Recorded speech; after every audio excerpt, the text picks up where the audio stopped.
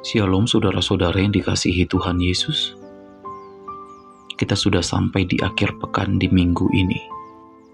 Dan kita akan kembali merenungkan firman-Nya. Dan sebelum kita merenungkan firman-Nya, marilah kita bersatu di dalam doa. Kita berdoa. Damai sejahtera Allah yang melampaui segala akal dan pikiran manusia, kiranya memelihara hati dan pikiran saudara. Di dalam nama Kristus Yesus Tuhan kita yang hidup. Amin.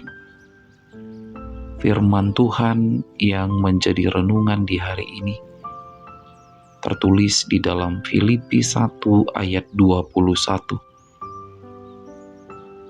Karena bagiku hidup adalah Kristus dan mati adalah keuntungan. Amin. Demikianlah sabda firman Tuhan bagi kita di hari ini. Saudara-saudara yang dikasihi Tuhan Yesus, hari ini kita mau belajar sekaligus merenungkan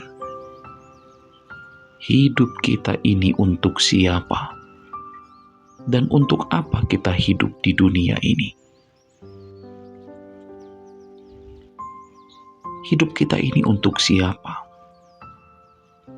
Dan untuk apa kita hidup di dunia ini? Sehingga kalau kita sudah mengetahui hidup kita ini untuk siapa dan untuk apa kita hidup, maka sudut pandang kita dalam menjalani hidup ini dan sudut pandang kita dalam melihat kematian pun pasti akan menjadi berbeda. Saudara-saudara, Paulus hidupnya untuk Tuhan, dan dia hidup untuk Tuhan juga. Makanya Paulus berkata, karena bagiku hidup adalah Kristus. Tidak ada yang lain. Hanya Kristus dalam hidup Paulus. Sehingga sekalipun dia harus mengalami kematian, oleh karena hidupnya yang hanya untuk Kristus itu bukan menjadi sebuah masalah bagi Paulus. Bahkan kalaupun dia harus menghadapi kematian, Paulus katakan itu adalah sebuah keuntungan. Mengapa bisa demikian? Karena dalam hidup Paulus hanya ada Kristus dan Kristus. Saudara-saudara, sangat-sangat sulit untuk mempercayai apa yang dikatakan Paulus ketika dia berkata kematian adalah keuntungan kalau kita belum sungguh-sungguh memberikan hidup kita untuk Tuhan. Tetapi kalau kita sudah sungguh-sungguh memberikan seluruh hidup kita untuk Tuhan, hati dan pikiran kita tidak lagi terikat oleh perkara-perkara dunia ini. Maka sekalipun kita harus mati, maka itu bukanlah sebuah kerugian bagi kita, tapi itu adalah sebuah keuntungan, seperti yang dikatakan oleh Paulus.